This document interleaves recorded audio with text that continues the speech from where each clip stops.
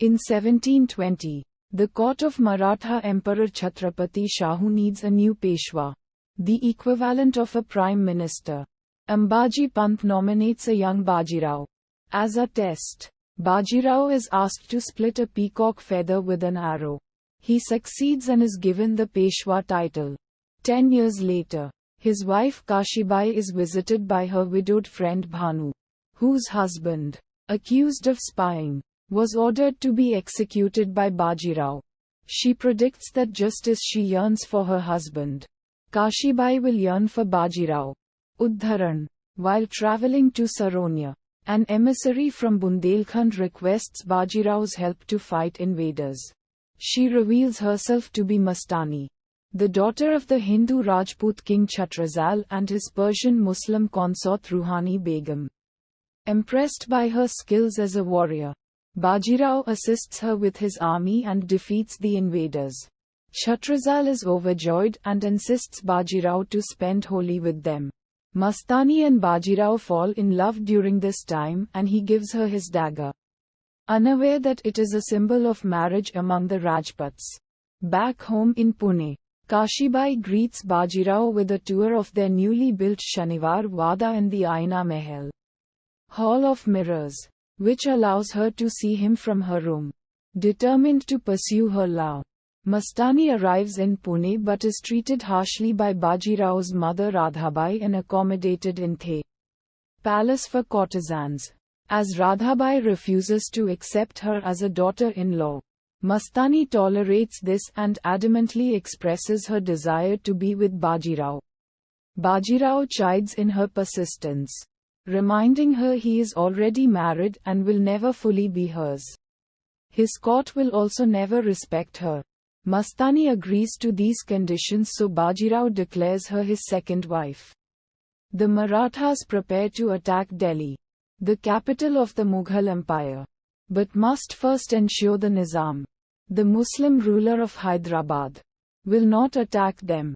Bajirao leaves to confront the Nizam, Qamar-ud-Din Khan, and returns successful.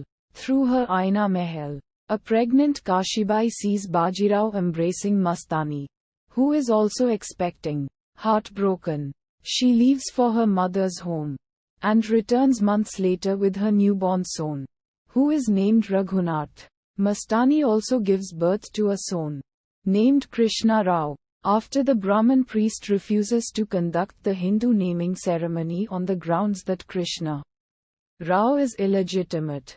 Bajirao renames his son Shamsher Bahadur, deciding he will be raised Muslim.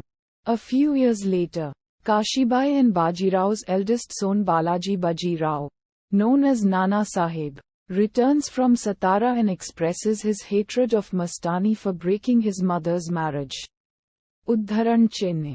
Kashibai is informed of a plan to murder Mastani and her son during the Ganesh Chaturthi festival. She saves Mastani by relaying this to an unaware Bajirao, who promptly rescues them. To keep Mastani safe and grant her a royal home, Bajirao builds a palace for her. He later leaves for the battlefield to defeat Nasir Jung, the vengeful son of the Nizam. Before leaving, he meets Kashibai in deference to the tradition that the wife see her husband into battle. In tears, Kashibai explains that Bajirao broke her heart and took her pride in what he has done, and compares their love with that of Krishna and Rukmini. She asks him never to enter her chamber again, and a teary-eyed Bajirao accepts, apologizing for hurting her. Uddharan. Once Bajirao leaves, his mother and Nana Sahib imprison Mastani and her son. After Bajirao receives the news, he single-handedly defeats Nasir Jung's army in his rage but is grievously injured. At Bajirao's deathbed, Kashibai sends a letter pleading with his mother to release Mastani so that he recovers. Nana Sahib burns the letter, though Mastani's son is set free.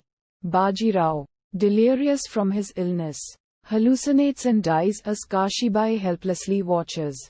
At the same time, Mastani dies in captivity. The ill-fated lovers are united in death.